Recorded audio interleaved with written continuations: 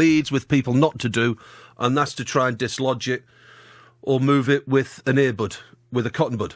And I've just rammed it further and further. It's probably in my brain. It's got to be some sort of protective layer, hasn't there?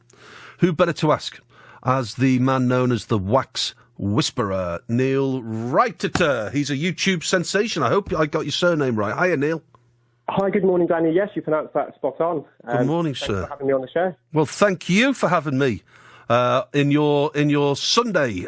Very kindly. Neil, I think I spoke to you a couple of months ago, and I finished our interview with the fact that you can burn wax. It's quite flammable.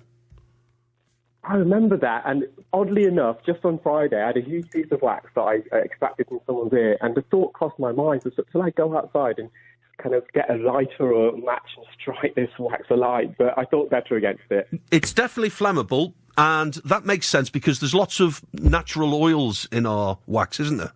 You're correct. So earwax is a combination of 3 primary substances. The first and the majority of earwax is made up of dead skin, what we call keratin, that dies and sheds from the ear canal. And earwax also contains sweat. So we've got what we call modified sweat glands. They're the same sweat glands that we find under our armpits, so they're called ceremonous glands.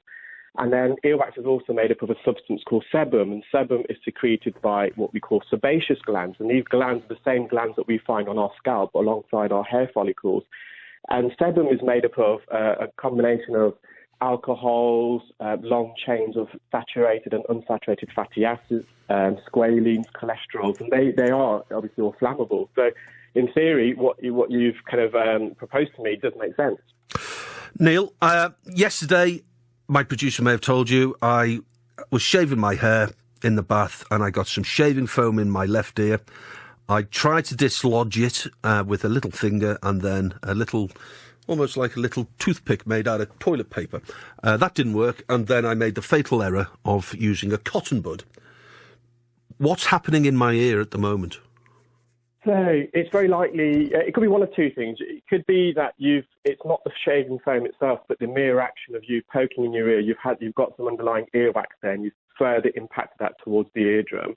Or it could just be it's the foam itself, and this foam, it's still there in your ear, and it's a sound barrier. It's like you're underwater. Sound doesn't conduct as well, obviously, through water as it does air. So it's one of the two, but either way, you would need to see a specialist and have your ear examined.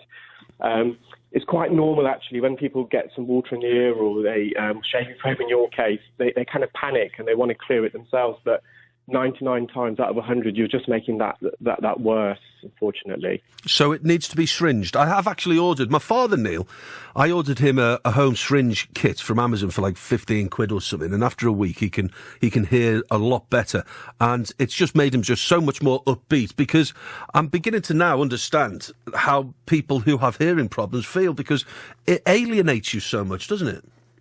Yeah, earwax is, unless you've had earwax or you've got a blocked ear, people might joke and laugh about it, but it can really cause many, many problems for an individual. It can cause them, obviously, the physical symptoms are earache, deafness, pressure in the ear, but it can also cause psychological problems and emotional problems. So people can get really depressed, they can feel isolated, they can feel like they live in their own bubble because they can't converse with their friends and family. So it is although it's a benign condition, it's a very debilitating condition. So if you have got earwax, most certainly get that removed professionally if possible. Sure.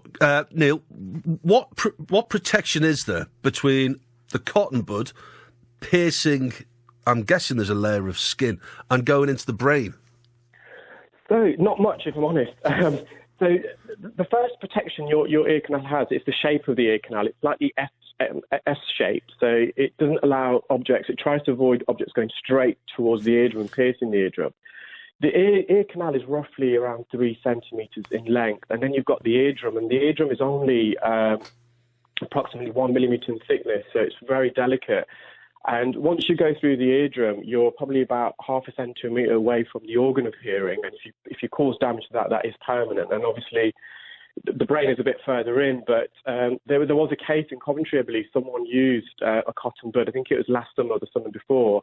which led to an ear infection, and that ear infection then manifested itself as meningitis, and as you know, meningitis can be life-threatening. So we all might look at a cotton bud and think, well, this is a completely, it's not a dangerous object, but it can cause serious harm and injury to your ears and to your overall well-being and health.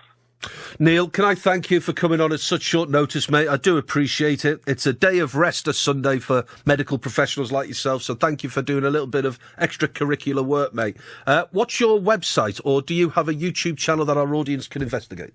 Yeah, sure. So I've got my website. I've got two websites. The first website is the Hair Clinic, www.thehairclinic.co.uk. I've also got another website called Clearwax, which is www.clearwax.co.uk. And anywhere in the country, if you've got a problem with earwax, if you visit that particular website and enter your postcode or town, you can find your nearest specialist that will be trained in earwax removal.